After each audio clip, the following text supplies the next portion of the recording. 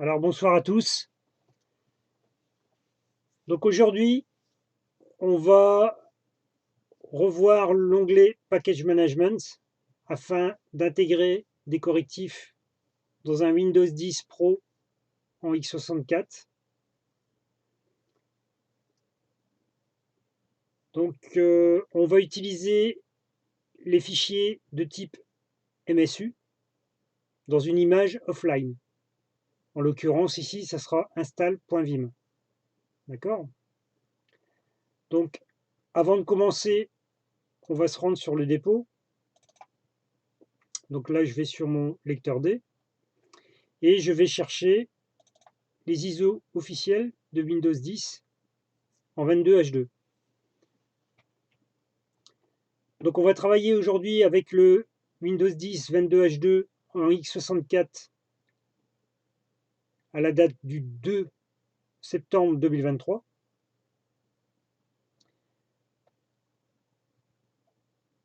On va la monter dans l'Explorer de Windows et on va recopier l'ensemble des fichiers pour les mettre dans un dossier à la racine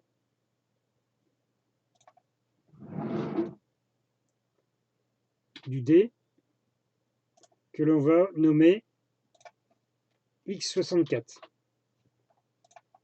On va mettre les fichiers dedans. Donc là, on les recopie.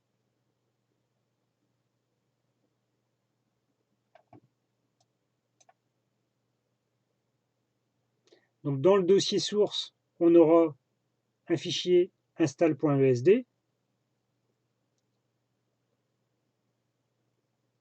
On devra le retravailler pour extraire un install.vim contenant l'édition de Windows 10 que l'on aura choisi. Donc voilà pour la recopie. Donc dans le dossier x64, on aura un dossier source. Et dans le dossier source, on aura un boot.vim et un install.esd. Or, l'install.esd ne peut pas être monté directement. Donc on est obligé de le retravailler pour en extraire en fait un fichier de type install.vim en fonction de ce qu'on aura choisi comme index qui correspond à une édition de Windows. Donc je reviens à l'interface des ISMGUI. On va aller sur l'onglet Export image. On va choisir la source. Donc la source, ça sera sur le D dans le dossier x64 source, non pas boot.vim, mais un fichier USD qui s'appelle install.esd, celui-là. Et la destination, on va la mettre au niveau du dossier parent de install.esd, c'est-à-dire d2.x64/source. Donc on va sur le D, x64, source. Et on fait OK.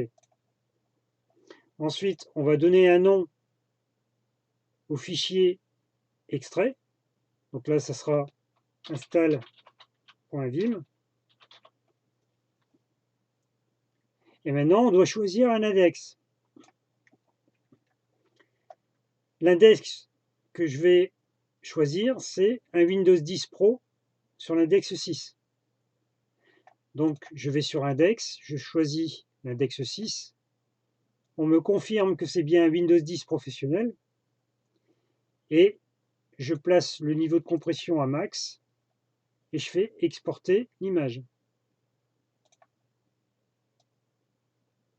Voilà. Donc au passage, vous avez la ligne de commande dans la console de l'application des ISMGUI, qui est ici. Maintenant, on attend.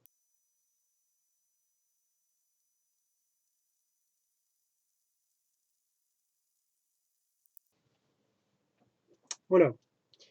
Donc l'exportation a réussi. Le code de sortie de fonction est de 0, donc tout va bien.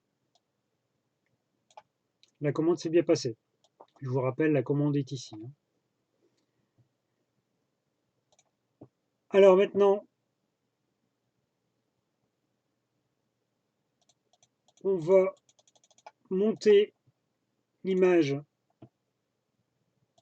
install.vim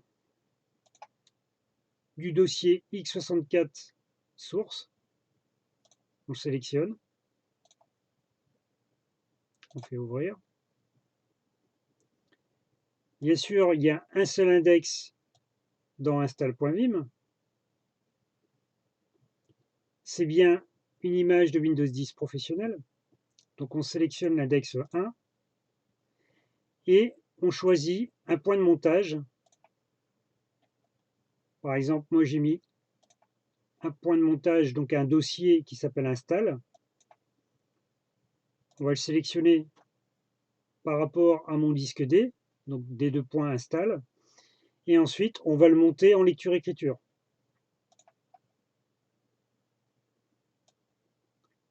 Voilà. Vous avez la commande normalement ici, qu'on aurait dû taper en console. Au passage, je vais retourner sur mon dépôt dans le dossier x64. Non, c'est pas ici. C'est sur le D. x64, la racine. Dans source. Donc vous avez bien un bout de .vim, vous avez bien un install.esd et un install.vim. L'install.vim, c'est celui qui a été extrait depuis l'install.esd. Je vous avais dit qu'on ne pouvait pas directement monter un fichier de type install.esd parce qu'un .esd n'est pas directement montable. Donc, on va supprimer le install.esd et garder simplement que le install.vim qu'on venait d'extraire. Donc, je reviens à l'application DISMGUI. Là, on est en train de monter l'image install.vim du dossier x64 source et on attend. Au niveau du dépôt D, ici, j'ai déjà placé les correctifs dans des dossiers séparés, volontairement, afin de bien voir qu'est-ce qui se produit. On aurait pu les regrouper. Ce sont des correctifs au format MSU. Il y en a 4. D'accord? Là aussi, c'est un MSU. Là aussi. Et là aussi. Alors, j'aurais pu les regrouper dans un seul dossier, hein. Il n'y a pas de souci. Mais sachez que si vous faites ça, seuls les fichiers présents dans le niveau 1 du dossier de correctif seront pris en compte, pas les sous-dossiers. C'est juste pour information. D'accord? D'accord? Donc, c'est dans le dossier correctif KB ici, par rapport à mon dépôt, hein. Ensuite, ce qu'il faut savoir, c'est que la version de base de l'ISO DVD est en version 190.045.2965 et nous, ce qu'on veut, c'est une 190.45.3393. Comme par exemple ma machine haute que j'ai ici, elle a déjà tous les correctifs. D'accord? Donc l'ISO de DVD de Windows actuel est à cette valeur-là. Il n'est pas à cette valeur-là. C'est l'objet du TP qu'on est en train de faire. Je reviens à l'application DISMGUI. On peut voir que l'image a été montée. Le code de sortie de la fonction, c'est 0, donc tout va bien. L'instruction, c'était celle-ci, qu'on aurait dû taper en console. Maintenant qu'on a fait ça, on va sélectionner l'onglet Package Management. on va rafraîchir l'image montée, parce que là actuellement, dans cette liste box, il n'y a rien. Je vous rappelle que l'application est capable de gérer plusieurs points de montage simultanément. Donc on va faire un refresh et on va se placer sur des deux points install. Donc on aura sélectionné le point de montage install sur le D. Et on va injecter notre correctif. On va commencer par le plus gros. On va choisir un correctif. On va dans notre dossier correctif et on sélectionne la KB 5029-331. Celle-là. C'est la plus grosse. On va faire OK.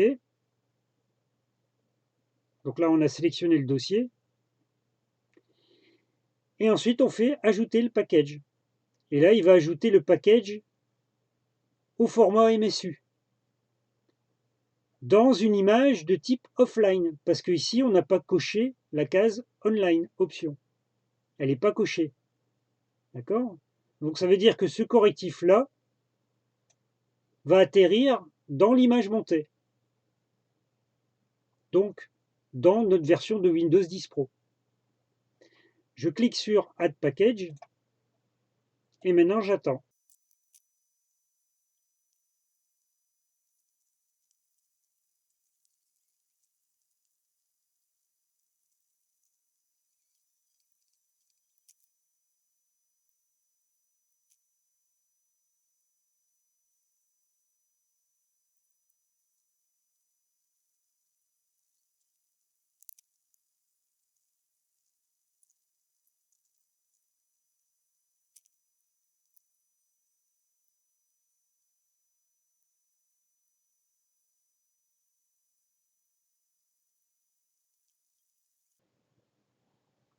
Voilà, le plus gros correctif est passé. D'accord? Donc c'était celui-ci, au niveau de la commande. Il a été ajouté.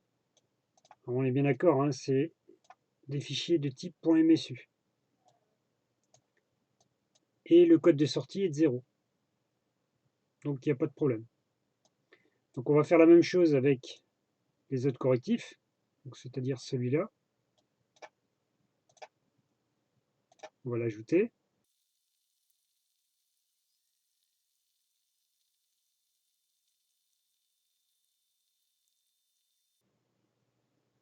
Voilà, le deuxième correctif est passé. Donc code de sortie de fonction 0, donc il n'y a pas eu de problème. Donc là on a la ligne de commande qui a été exécutée. Et là on a notre fichier correctif de type MSU. D'accord? On continue. On va chercher celui-ci.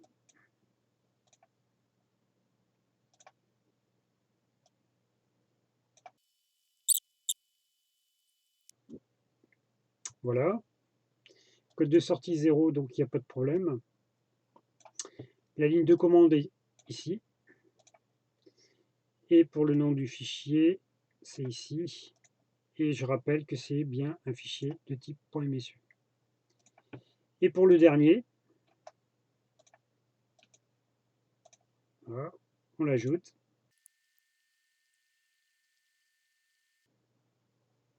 Voilà, code de sortie 0. La ligne de commande, c'était celle-ci. Et le nom de fichier ici, avec son extension en .msu. D'accord? Donc on pouvait intégrer les .msu dans une image offline.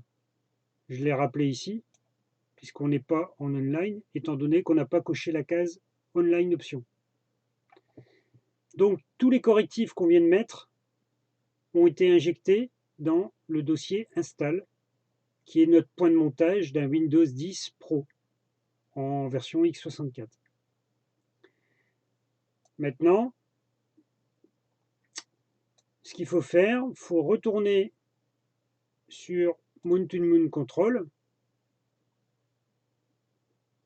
démonter l'image install.vim en prenant soin de committer les modifications dans l'image. Donc on sélectionne Commit et on fait Unmount Image. Et on attend.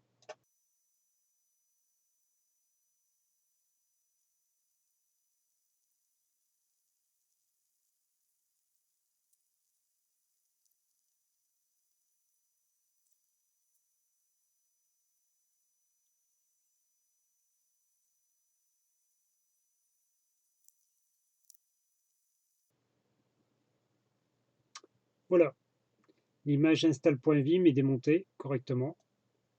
Le code de sortie de la fonction c'est 0, donc il n'y a pas de souci. La commande c'était celle-ci.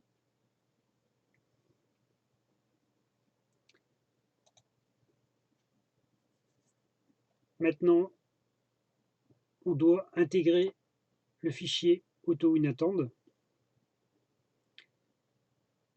à la racine de notre lecteur, étant donné que j'ai pris l'option 8. C'est l'option la plus simple. Donc on va placer un fichier AutoWinAttend avec la méthode, l'option 8 ici, à la racine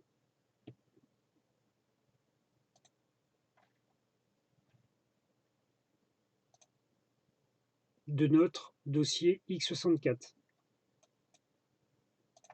Donc je sélectionne le dossier sur D2.x64.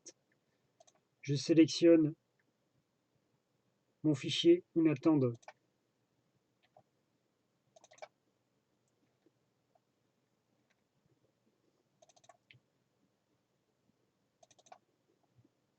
AutoWinAttend de l'option 8.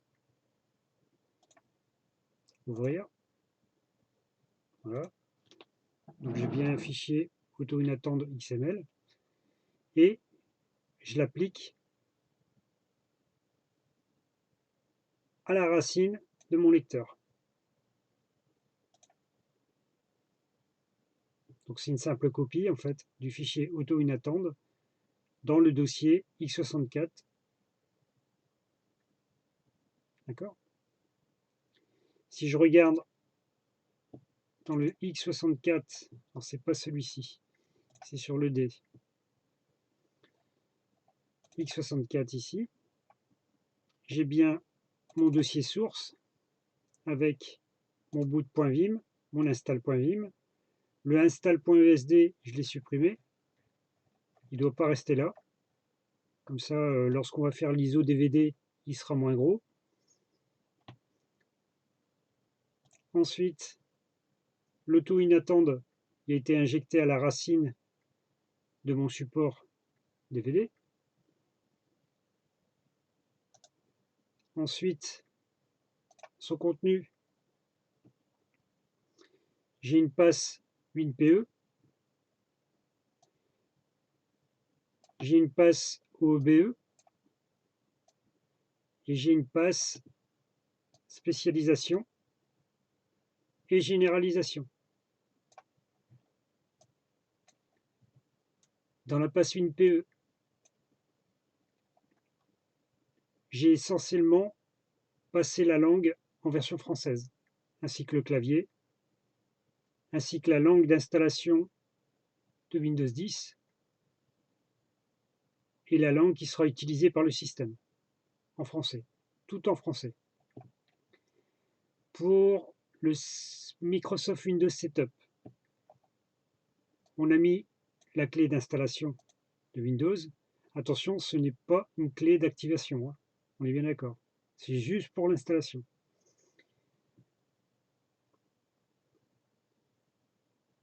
Ensuite, on a accepté le CLUF de Microsoft. On a injecté un nom d'organisation et un nom de propriétaire. Ensuite, on a fait un partitionnement sur les disques. Ici, on a une partition primaire de 250 mégaoctets qui sert pour le recovery. Une partition UEFI de 100 mégas. une partition MSR de 128 mégas et le restant du disque en primaire. Donc là, ici, on a une extension sur l'espace restant du disque.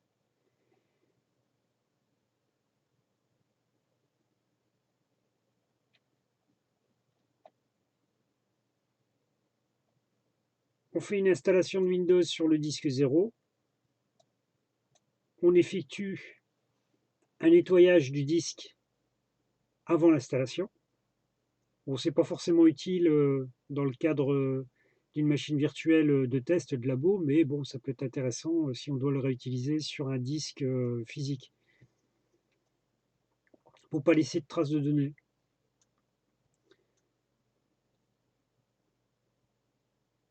Ensuite, on fait l'installation de l'OS sur le disque 0, la partition 4. La partition 4 étant la partition Windows, qui va avoir la lettre C au niveau identification. Au niveau de la passe OBE, on a chaté la majorité des écrans.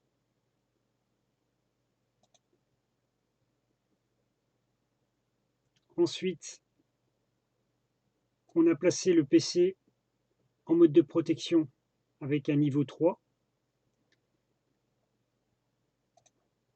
Normalement, Network Location Skip User OOBE et Skip Machine OOBE, c'est des paramètres obsolètes, mais dans ce cas de figure-ci, je les ai activés afin de bypasser l'OOBE. Ensuite, on ne retire pas les icônes qu'il y a dans la barre de tâches, s'il y en avait. On remet le nom de l'organisation qui est enregistrée et le nom du propriétaire. La timing zone, on la fixe sur la France, donc GMT plus 1 sur Paris. Ensuite, les infos EM, on a rajouté le manufactureur. Alors j'ai mis n'importe quoi, hein, j'ai mis mon nom, enfin mon pseudo, DD333. Ensuite, le modèle, j'ai mis Overboard Asus Z77. Le support de l'application au niveau de l'URL, j'ai mis le site GitHub de DD333. J'ai mis des informations fictives sur les heures, numéro de téléphone et sur le support qui est redirigé, toujours sur le GitHub. Ensuite, on a déclaré un compte d'utilisateur avec un mot de passe. D'accord. Le compte, c'est le compte DD333. Il sera dans le groupe administrateur. D'accord. Ensuite, dans la spécialisation, on a repris certains éléments, mais on a surtout rajouté le copy profile à true. Ça permet de recopier le profil du compte intégré qui est utilisé en audit vers le compte par défaut. Et ensuite, dans la passe de généralisation, on a positionné le skip rearm à 1, à la valeur 1, au cas où on devrait faire plusieurs fois d'affilée un sysprep, parce qu'au bout de 3 sysprep, ça risquerait de bloquer la fonctionnalité de sysprep. Voilà. Ça, c'est le contenu de l'UNATEND, de l'auto-UNATEND. Donc je vous laisse regarder un peu l'ensemble des champs.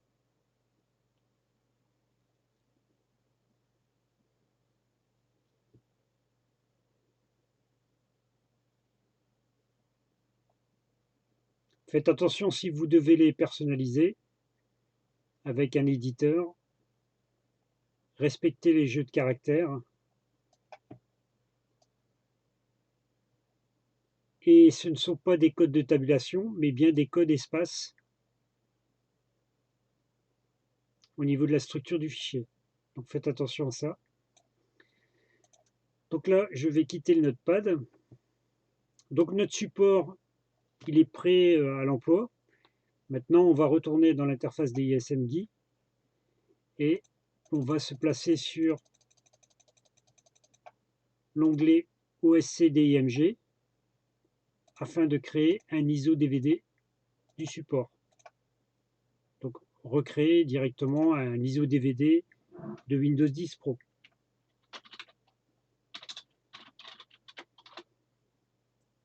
Donc là, je fixe un label sur l'ISO DVD. Je le mets en hybride.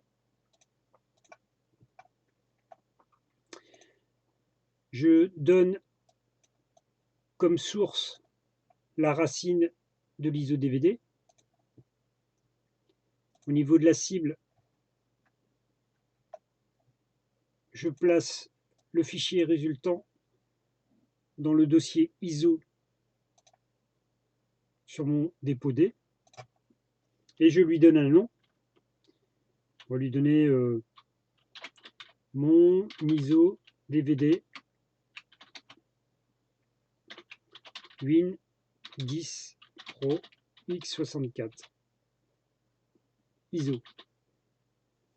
D'accord? Je fais un Make ISO DVD et j'attends.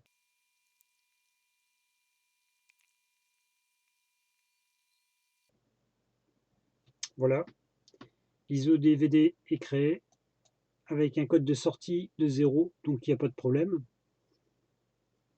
Au passage, voici la ligne de commande qu'il aurait fallu taper dans une console DOS ou PowerShell. Vous voyez la difficulté de la syntaxe. Maintenant, on peut quitter l'application DISMGUI. On va vérifier que dans notre dossier des ISO, on a bien l'image mon ISO DVD Windows 10 Pro x64.iso. Bon, elle fait quand même 6 Go 4. Hein. C'est normal parce qu'on y a intégré aussi les correctifs. D'accord? Maintenant, on va lancer VirtualBox.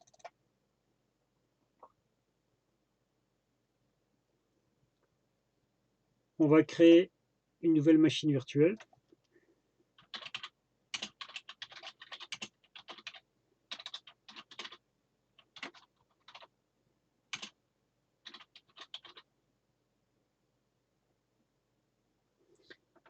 On va sélectionner notre DVD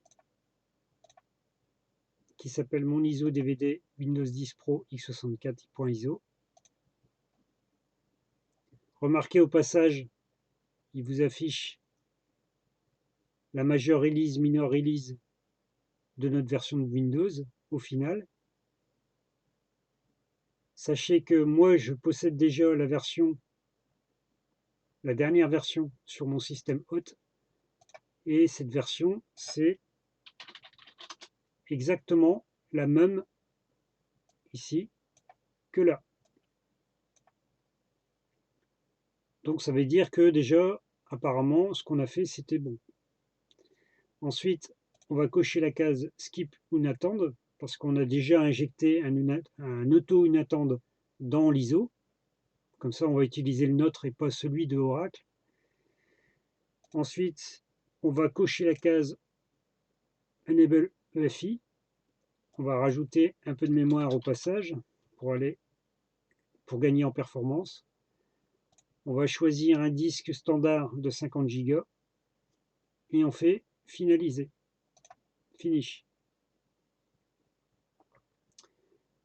Volontairement, je vais retirer les réseaux pour vous prouver que les correctifs ont bien été intégrés et qu'il n'y a pas été cherché de correctifs sur Windows Update. D'accord? Donc je fais OK et je lance la machine virtuelle.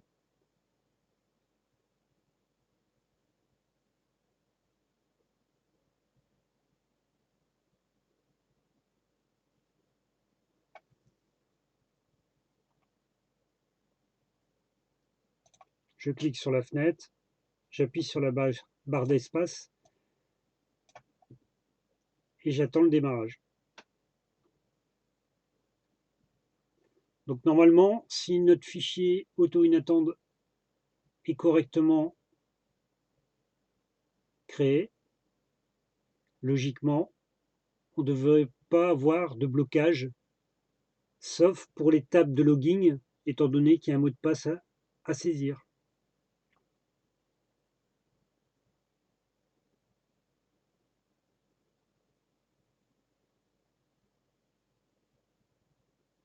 Donc là, on a le démarrage du programme d'installation.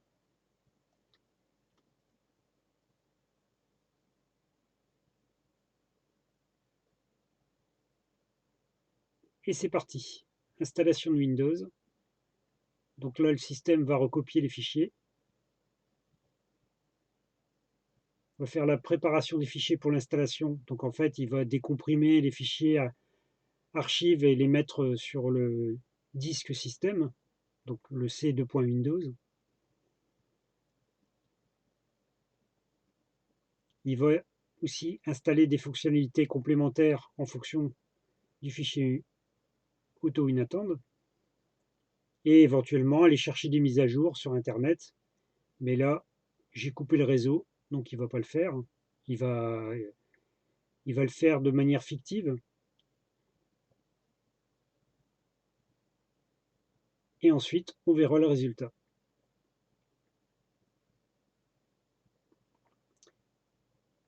Sachez que au niveau des correctifs, j'avais mis une note.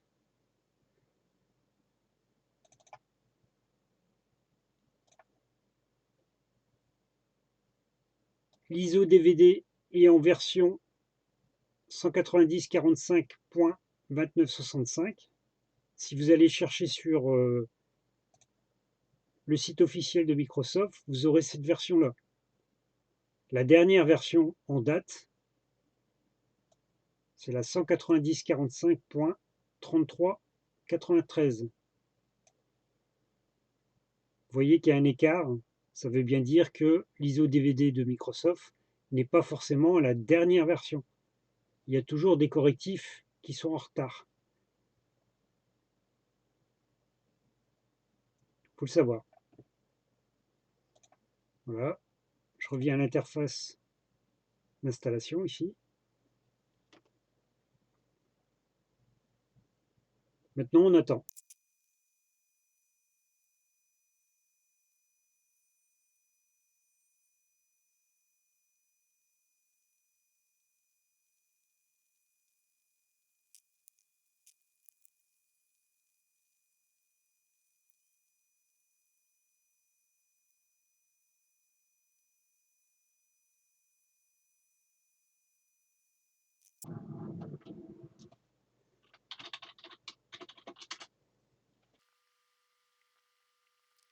Donc là, on passe à la création du profil pour l'utilisateur DD333.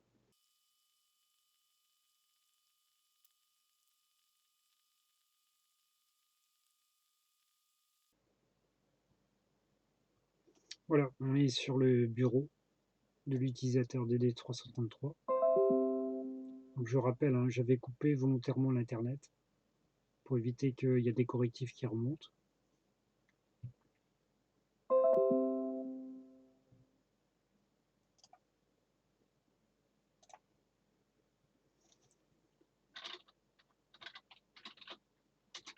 On va déjà regarder les partitions.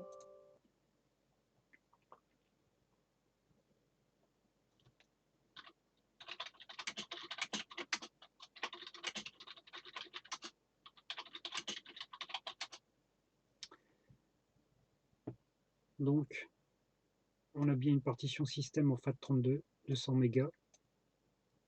Ça, c'est pour la partition EFI. Une partition recovery en NTFS de 250 mégas. Et en plus de ça, elle est masquée, ce qui est normal. Ça, c'est ce qu'on a demandé dans l'auto-inattend. Et la partition Windows en NTFS avec une taille de 49 Go. En fait, c'est le restant du disque qui a été étendu sur la lettre C. Donc ça, c'est conforme à ce qu'on avait demandé dans l'UNATEND. Au niveau système,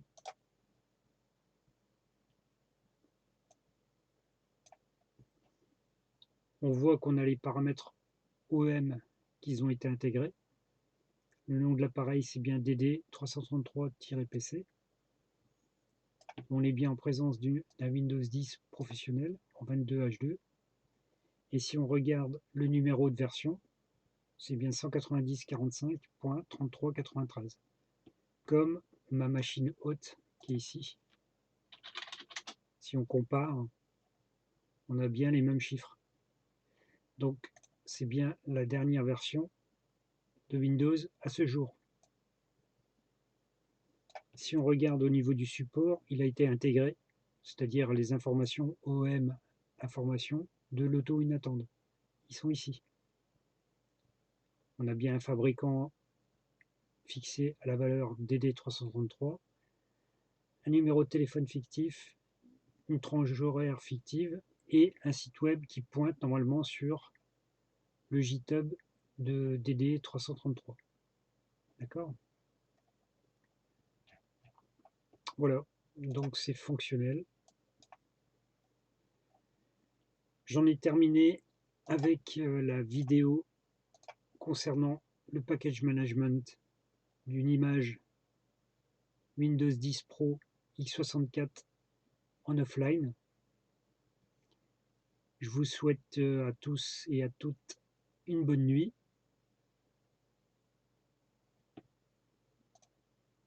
Et à plus tard. Merci.